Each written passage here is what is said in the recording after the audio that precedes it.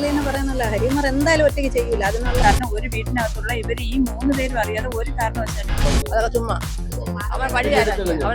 ഇപ്പൊ 29-ാം തീയതിയാണ് രാത്രി. നമ്മൾ തന്നെ എന്തെങ്കിലും ഒരു കാര്യം ചോദിച്ചാൽ ഒന്ന് ദേഷ്യത്തിൽ സംസാരിച്ച് അവരാ എന്നുള്ള ചിന്ത ഈ അമ്മയ്ക്കും ശ്രീധുവിനും ഉണ്ടായിരുന്നിട്ടുണ്ട്. അതങ്ങനെ ചെയ്യുന്ന പയ്യനല്ല, അങ്ങനെയല്ല. അതായത് ഒരു ദുഃഖമില്ല, ഒരേ ഇരുട്ടിൽ കയറി.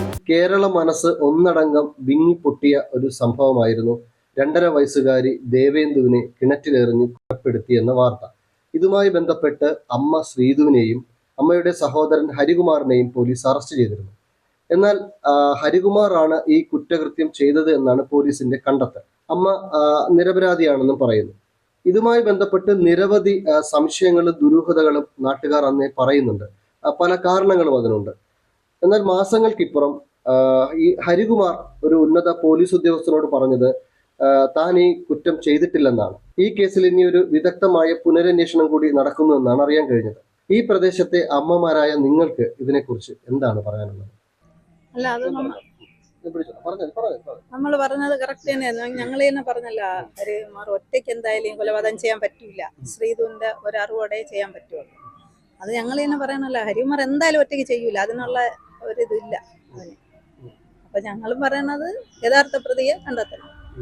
അത് നാട്ടുകാരെല്ലാവർക്കും അതൊരു. എന്തുകൊണ്ടാണ് ഈ അമ്മ ശ്രീധുവിനെ സംശയം എല്ലാവരും പറയുന്നുണ്ടായിരുന്നു ആദ്യം മുതൽ?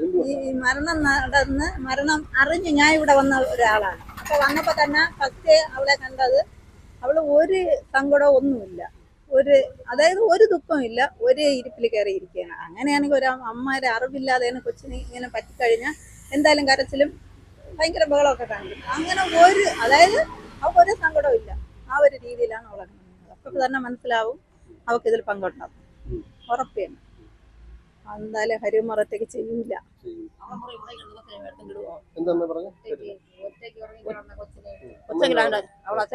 അവളെ ഭർത്താവിന്റെ അടുത്താണ് കുറഞ്ഞു കിടന്ന കൊച്ച്.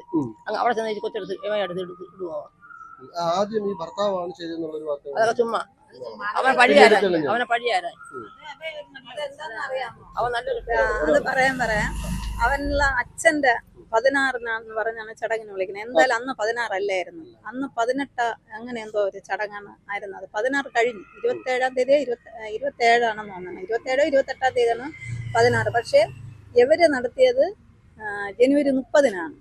അപ്പൊ 29-ാം തീയതിയാണ് രാത്രി ശ്രീധുവിന്റെ ഭർത്താവ് ഇവിടെ വന്നത്. അപ്പൊ ശ്രീധുവിന്റെ ഭർത്താവിന്റെ തലയിൽ കെട്ടിവെക്കാൻ വേണ്ടിയിട്ട് അവര് നടത്തിയ നാടകമെന്നേ നമുക്ക് മനസ്സിലാവും. 16 ആ 16-ന്റെ അന്നല്ലേ ചടങ്ങ് വെക്കണം.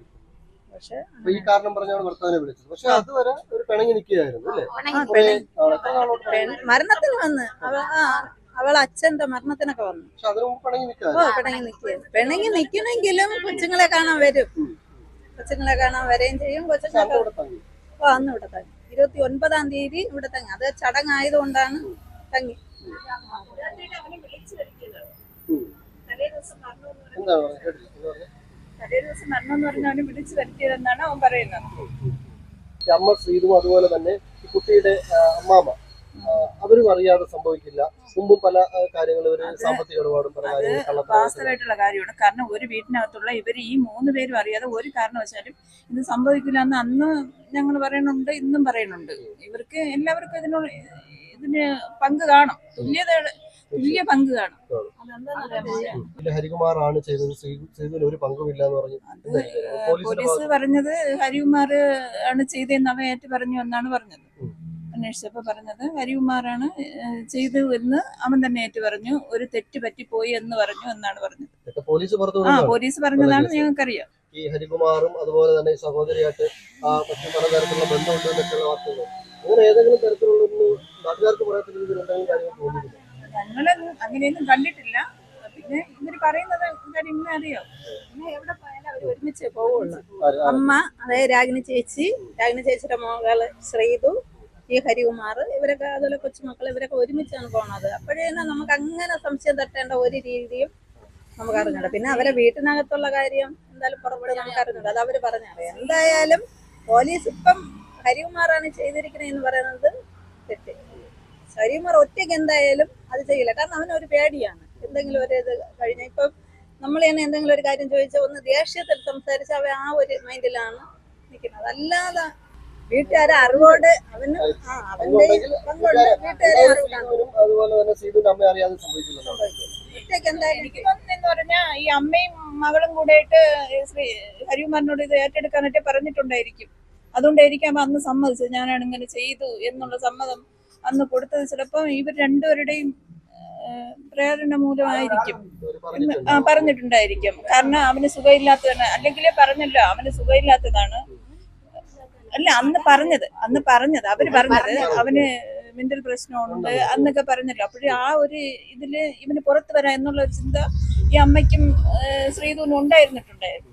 അങ്ങനെയൊക്കെ അവര് പറഞ്ഞിട്ടായിരിക്കും ഇവൻ ചെയ്തതെന്നാണ് എന്റെ വിശ്വാസം. ഒഴിവാക്കാൻ വേണ്ടി ചെയ്തെന്നൊക്കെ സീതു പോലീസിനോട് പറഞ്ഞതാണല്ലോ. അപ്പൊ അതൊരു കഥയാവാനാണ് സാധ്യത എന്ന് പറയുന്നത്. കേസ് പറഞ്ഞത് മൊബൈലിൽ നിന്നുള്ള മെസ്സേജ്, വോയിസ് മെസ്സേജ്, ഇതിൽ നിന്നാണ് അവർക്ക് ഇങ്ങനെ ഒരു സംഭവം മനസ്സിലായെന്നാണ് പോലീസ് പറഞ്ഞത്. നാട്ടുകാർക്ക് അങ്ങനെ ഒരു സംശയം അവരോടായിട്ട് നമുക്ക് തോന്നിയിട്ടില്ല. അവര് ഒരുമിച്ച് പോവുകയും യാത്ര ചെയ്യല്ല, സഹോദരിയായിട്ട് വണ്ടി പോകണം, അങ്ങനെയൊക്കെ നാട്ടുകാരെ കൺമുമ്പിൽ അവരൊരു തെറ്റായ രീതിയിൽ ഞങ്ങൾ കണ്ടിട്ടില്ല. പിന്നെ ഇപ്പൊ അവര് പറഞ്ഞ അറിവ് വെച്ചാണ് ഞങ്ങൾ ഞെട്ടി നിൽക്കുന്നത്. ഇങ്ങനെ ഒരു ബന്ധം അവരുണ്ടായിരുന്നു. അതും ശ്രീതു ആണ് പോലീസിനോട് പറഞ്ഞതായിട്ടല്ലോ, ഹരികുമാർ പറഞ്ഞതല്ലോ.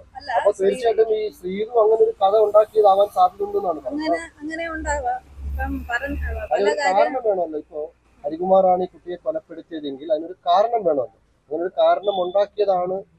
ഇതിന്റെ ഇടയിൽ അവര് കുറച്ച് ദിവസം പറഞ്ഞ് ഈ കുട്ടി ജനിച്ചതിന് ശേഷമാണ് അവർക്ക് സാമ്പത്തികമായിട്ട് ഭയങ്കര പ്രശ്നം വന്നത്.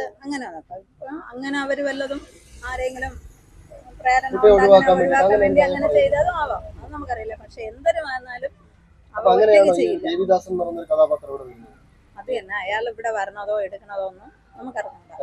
അത് നമ്മൾ കണ്ടിട്ടില്ല. അങ്ങനെ ഒരു കാര്യമായിട്ട് നമുക്കറിഞ്ഞൂടാ. പക്ഷെ ഇവര് കോവിലിൽ പോവുകയും ഇവിടെ മാത്രമല്ല വേറെ ക്ഷേത്രങ്ങളിലൊക്കെ പോകുമെന്നുള്ള ഒരു അറിവേ ഉള്ളൂ. അല്ലാതെ നമുക്ക് ഇവിടെ വേറെ 16 മുമ്പ് ഇവിടെ അല്ലാതെ പൂജയും കർമ്മങ്ങളും ഒക്കെ നടത്തി അവരുടെ വീട്ടില്. അത് ഞങ്ങൾക്കറിയാൻ പറ്റും. ഞാൻ ബാക്ക് സൈഡിലാണ്, അത് അറിയാൻ പറ്റും. അത് കഴിഞ്ഞിട്ട് എല്ലാ സാധനങ്ങളും ഇവിടെ ഈ വിളയുടെ താഴെയാണ് കൊണ്ട് തട്ടിയത്, മതിനപ്പുറം. എല്ലാ അമ്മമാരുടെയും അതുപോലെ തന്നെ സ്ത്രീകളുടെയൊക്കെ ഹൃദയം പൊടിയുന്ന ഒരു വാർത്തയായിരുന്നു. അപ്പൊ അതിന്റെ ഒരു സത്യം പുറത്തു വരണം എന്നുള്ളൊരു വലിയൊരു കാര്യമുണ്ട്. ഇതിനെക്കുറിച്ചൊന്നും വ്യക്തമായിട്ടുള്ള ഒന്നും പുറത്തു വരുന്നില്ല. ഇല്ല, വിശ്വസിക്കുന്നില്ല. ഹരികുമാർ മാത്രം ചെയ്യൂല. അത് അങ്ങനെ ചെയ്യുന്ന പയ്യനല്ല. അങ്ങനെയല്ല, ഒരു പാപമാണ്. അങ്ങനെ പറയാൻ കാര്യം എന്താണ്? അത് അവരെ ഒരു പയ്യ അങ്ങനെ പോണല്ല. ആരുടെ മുണ്ടേ അങ്ങനെ എന്നുള്ളല്ല. കാരണം ഒരു നമ്മളെ കണ്ടാലും ആന്റി അല്ലെങ്കിൽ നമ്മളെ കണ്ട ഒരു ചിരി അത്രേ ഉള്ളൂ. അല്ലാതെ കണ്ടെന്ന് ഭയങ്കര ചില പിള്ളേരെ പല പ്രായത്തിന്റെ ഇത് വെച്ചൊരു ചാട്ടം അങ്ങനെയുള്ള ഒരു സ്വഭാവം ഇങ്ങനെയുള്ളവർക്ക് ചിലപ്പോൾ ഏതെങ്കിലും ഒരു മാനസികാവസ്ഥയിൽ അങ്ങനെ സംഭവിക്കാൻ അറിയാതെ സംഭവിക്കില്ല എന്നുള്ളതാണ്. ശ്രീതു അറിയാതെ ഒരു കാരണവശാലും ഇത് നടക്കില്ല. ഒരിക്കലും അവളെ മുറിയില് ഉറങ്ങിക്കിടന്ന കൊച്ചിനെ എടുത്തുകൊണ്ട് ഇടുമോ അവളറിയാതെ. അവള് സൗണ്ട് കേട്ടെന്നാണ് പറഞ്ഞത്. സൗണ്ട് കേട്ടെന്നാണ് പറഞ്ഞത്. കൊച്ചിനെ എടുത്തിട്ടപ്പോ സൗണ്ട് കേൾക്കുമല്ല, ആ സൗണ്ട് കേട്ടെന്നാണ് അവള് പറഞ്ഞത്. എന്നാണ് പറഞ്ഞത്. പക്ഷെ അത് പിന്നെ എല്ലാവരും ചോദിച്ച് മനസ്സിലാക്കിയപ്പോഴേ അങ്ങനെ ആ കുട്ടി കണ്ട ഒരു ഭാവം കാണിക്കാനില്ല. അങ്ങനെ നിഴല് കാണേണ്ട ഒരു ഇതുമില്ല. അതുപോലെ ആ സമയത്തൊക്കെ എന്തായാലും വെളിയിലൊന്നും ഒരാൾ അങ്ങോട്ട് കയറേണ്ട ഒരു ഇതും ഇല്ല. ഈ രാഗിണി ചേച്ചി മൊഴി കൊടുക്കാൻ വേണ്ടിയിട്ട് പോലീസ് സ്റ്റേഷനിൽ കയറ്റിയിരുന്നു. ആ സമയത്ത് ഞാൻ കൂടി ആ കൂട്ടത്തുണ്ടായിരുന്നു. എന്തോ ഒരു കള്ളം ഒളിപ്പിക്കാൻ വേണ്ടിയിട്ടാണ് അവന്റെ തലയിൽ കെട്ടിവെക്കാൻ വേണ്ടി തന്നെയാണ് അവനെ വിളിച്ചു വരുത്തിയത്. ഒന്നുമില്ലാത്ത ഒരു കുരുന്ന്, അതിനൊരു കളങ്കമില്ലാത്ത കുട്ടി. അപ്പൊ അതിനെ കൊന്നത് എന്റെ കുഞ്ഞാണ് മരിച്ചത് എന്നുള്ള ഒരു ബോധവും ചേച്ചി രക്ഷപ്പെടുത്തുന്നാട്ട് വിചാരിച്ചായിരിക്കാം സമ്മതം. അല്ലാതെ എനിക്ക് അവള് നല്ല എന്നോടൊക്കെ പെരുമാറാൻ നല്ല ഇതായിരുന്നു.